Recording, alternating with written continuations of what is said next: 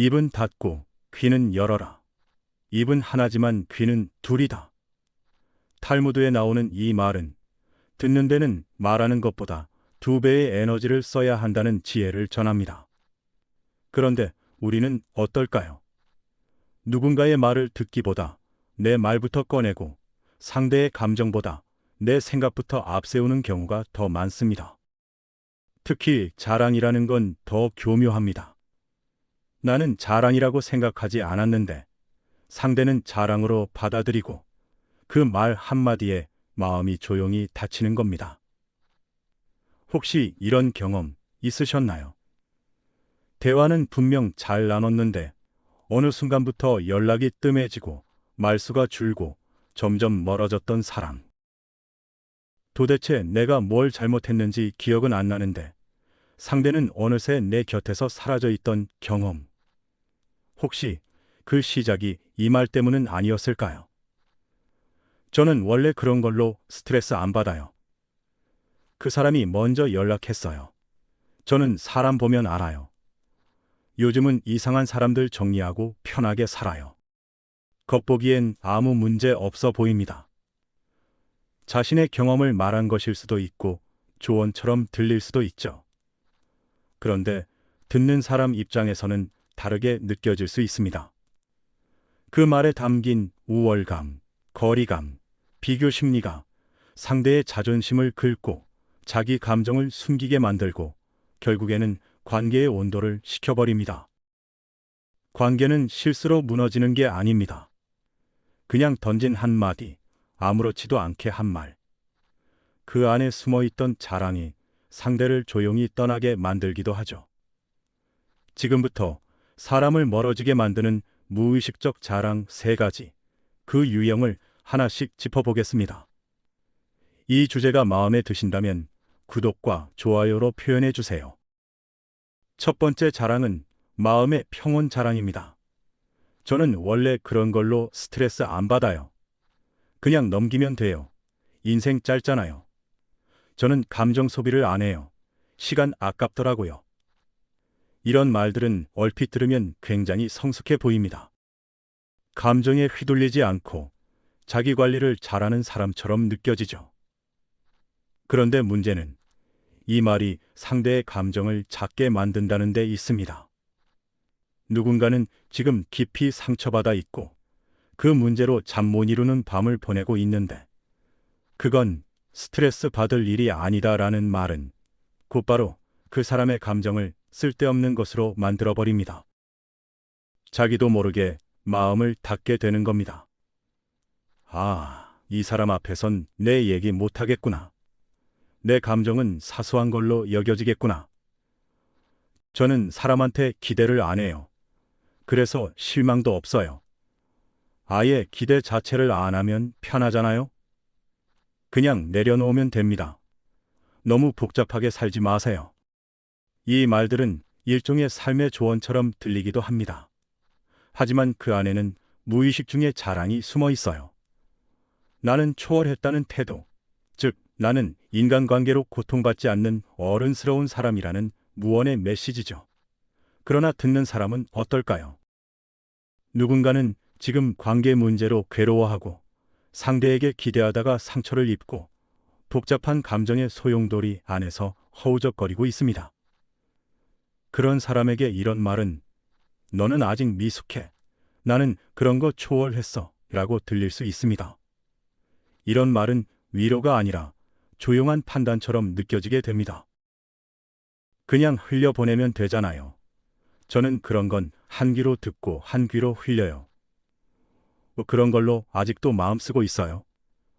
저는 예전부터 그런 감정에 휘둘리지 않아요. 이건 감정을 가볍게 여기는 태도에서 나오는 말들입니다. 하지만 듣는 사람은 그 감정을 여전히 붙들고 있는 중이죠.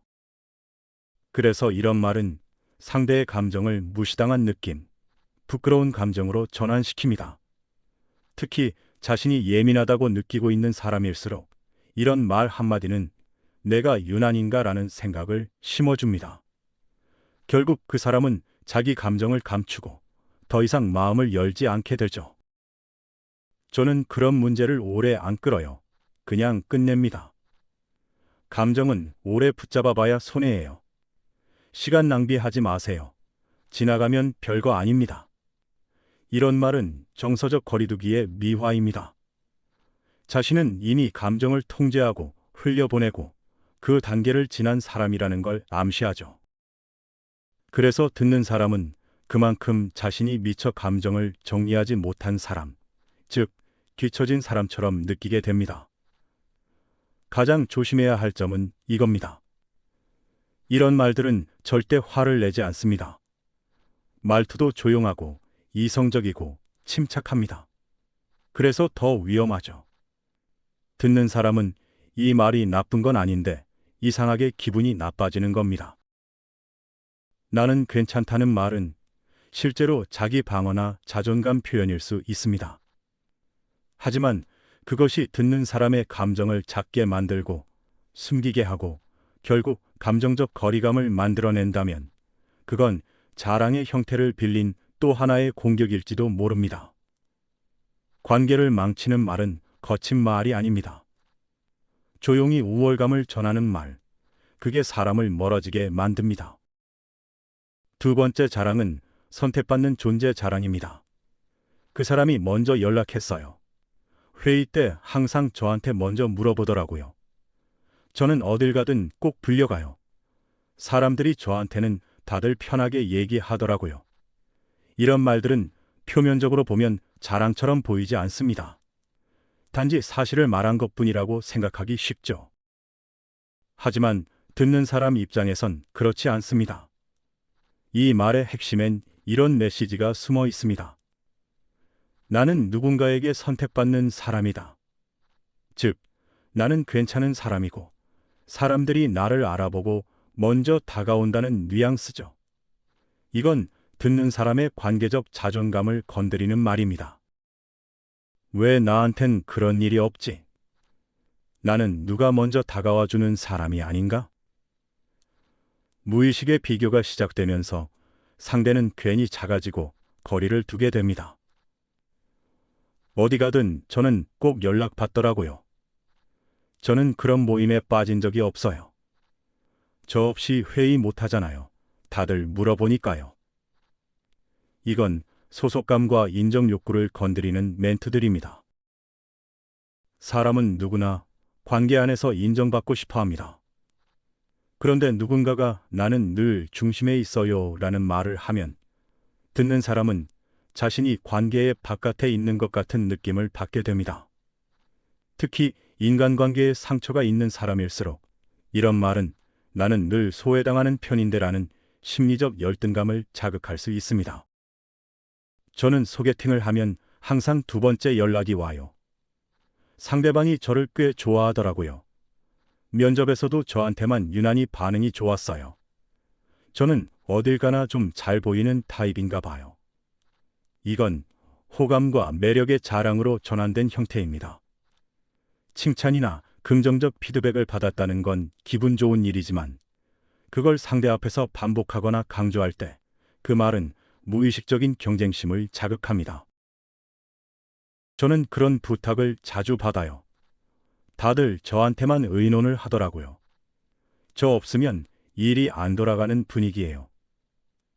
이건 필요한 사람, 영향력 있는 사람이라는 자랑입니다. 자기가 관계의 중심이고 사람들이 자신에게 의지하고 있다는 말이죠. 하지만 이 역시 듣는 사람에게는 묘한 불편함을 줍니다. 자신은 그런 존재가 아니라는 상대적 박탈감, 혹은 나는 저 사람한테 기대도 못하겠는데라는 감정적 거리감이 생깁니다. 선택받는 자랑은 겉으론 무해해 보입니다. 자신이 어떤 대우를 받았는지 말하는 것처럼 보이니까요. 하지만 그 말 속에는 무의식적 서열이 생깁니다. 나는 선택받는 사람이고 당신은 그 이야기를 듣는 사람입니다. 이 작은 언어의 구조 안에서 우리는 위아래를 나누고 감정을 대등하지 않게 만듭니다. 그 말 한마디에 듣는 사람은 나는 왜 그런 사람이 아니지 하고 자기 자신을 숨기기 시작합니다. 관계는 말로 가까워지지만 말로 멀어지기도 합니다. 선택받은 자처럼 말하는 순간 누군가는 조용히 그 자리를 떠날 준비를 합니다. 세 번째 자랑은 사람을 잘 분별한다는 자랑입니다. 그 사람, 딱 보니까 느낌이 안 좋더라고요. 저는 사람 보면 알아요. 몇 마디만 해보면 대충 감이 오죠. 저는 이상한 사람 안 엮입니다. 초반에 다 걸러내요. 이런 말들은 경험에서 얻은 통찰처럼 들립니다. 스스로 사람 보는 눈이 있다는 뜻이기도 하죠. 그런데 듣는 사람 입장에서는 이 말이 아주 불편하게 들릴 수 있습니다. 왜냐하면 상대의 눈엔 내가 어떤 사람인지도 판단받고 있을 것 같기 때문입니다. 이 말은 단순히 다른 사람에 대한 평가로 끝나지 않습니다. 말을 듣는 이 역시 은연중에 그 기준에 의해 걸러질 수 있는 사람처럼 느끼게 되죠. 그런 사람은 오래 못 가요. 저는 처음부터 선 긋습니다. 말투 보면 성격 다 보여요. 저는 그런 거 예민하게 캐치하거든요. 저는 에너지 뺏는 사람은 초반에 다 잘라냅니다. 이건 관계를 능숙하게 정리하는 사람의 언어입니다. 나는 사람에게 상처받지 않는다. 나는 불필요한 관계를 과감히 끊는다는 뉘앙스죠. 겉보기엔 멋있고 깔끔해 보입니다. 하지만 듣는 사람은 은근히 긴장하게 됩니다. 혹시 나도 잘못하면 저 기준에서 정리당하는 사람 아닐까? 나도 저 사람이 볼 땐 감정 소모형 인간 아닐까?